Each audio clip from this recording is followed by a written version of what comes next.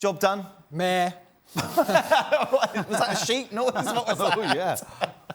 That was a Barcelona coach's cow. Oh, was it? I don't know what it was.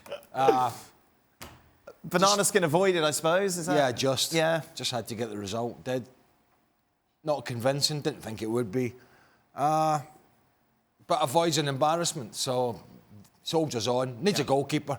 Don't know what the state of Lloris is at the moment. How long term that's going to be. But he makes too many mistakes. Another one tonight, down to his right hand side. That's a worry. But yeah, I mean, if he can deliver an FA Cup, he'll rub that in the face of a few people. So I mean, that's what he'll be aiming for. Disappointing going forward. I mean, we've just shown the goals, and the goals are coming from mistakes by the opposition. You know, they're not playing, or they're not outplaying a championship side, a team in a league below them. They're actually scratching and scrapping a little bit. Yes, they had plenty of possession, but I mean, where is this Spurs team that was so exciting for a spell, particularly last season? I mean, it just seems to have disappeared. And they don't look like they're getting it back anytime soon under Mourinho. Frank, I blame you for all of this, because I feel every time you're on and we ask you to watch a game, the game is terrible. Yes, I must be very bad luck to you guys and some of the team that I see every time where I have to watch a football game. So I'm very disappointed. I really thought that Tottenham will do the job and will be more serene about what they have to do. But as Stevie said, you have 2 mistakes from the goalkeeper and you score 2 goals. But otherwise, yes, you have some chances, but you don't dominate offensively especially, but also defensively your opponent. You struggle, you hesitate, you make mistakes. I've seen Sanchez too many mistakes at the back. It's not a team who feel against serene, knows his power, knows his potential. It's a team who wonder a lot about his potential. Right, before we get too depressed, let's move on, shall we, and talk about the future of some Spurs players. We saw Eriksen starting today, of course, Jules, heavily linked to a move to Inter Milan. How likely is that to happen before the end of the transfer window? I was told today that it was still 50-50, really. I mean, for Inter Milan, they need creativity right now because Barella, for example, is still injured, and they could do with someone like Eriksen right now, but they also know that in 6 months he's free, and he can come in 6 months' time for nothing. So they're still debating on whether to make an offer to Spurs now and discuss more terms with Spurs about maybe getting Eriksen now for between 15 and 20 million euros, which would still be, for a player like Eriksen, hopefully that he would go back to his best. It was still quite a good deal. So I still think this one is well balanced in between now or at the end of the season.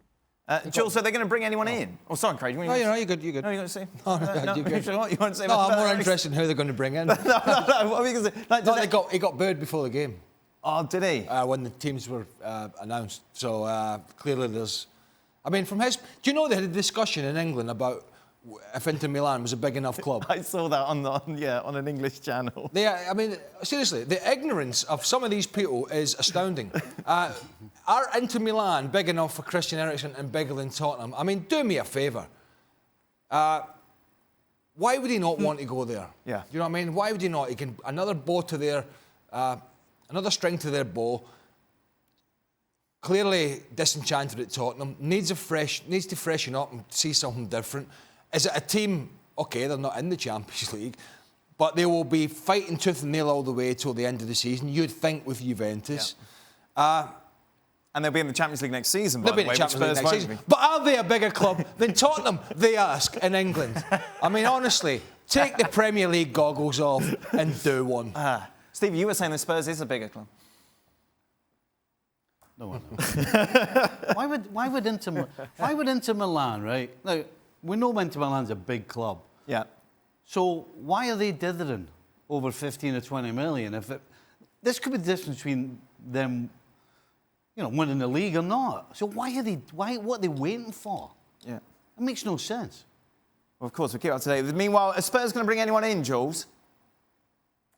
Yeah, I think Jetson Fernandes, the young and very talented Benfica midfielder and Portugal midfielder, is definitely on his way in. it's a loan first of all for 18 months, and then there's an obligation to buy. But again, is that the answer of the problems that Mourinho and the team are having at the moment in midfield? That he's a very young kid. He's hasn't actually played that much of top flight football. He's certainly very talented, but they clearly need a more experience, a player that could come in straight away and have an impact, someone who would make a difference straight in. Jetson Fernandez is not going to do that. He will need time to adapt to a new country, a new league, a completely different style of football, completely different style of playing the team that he joins compared to Benfica, for example, which, again, I'm not really sure is that what Spurs need right now. Thanks so much for watching ESPN on YouTube. And for more sports highlights and analysis, be sure to download the ESPN app. And for premium content and live streaming, subscribe to ESPN+.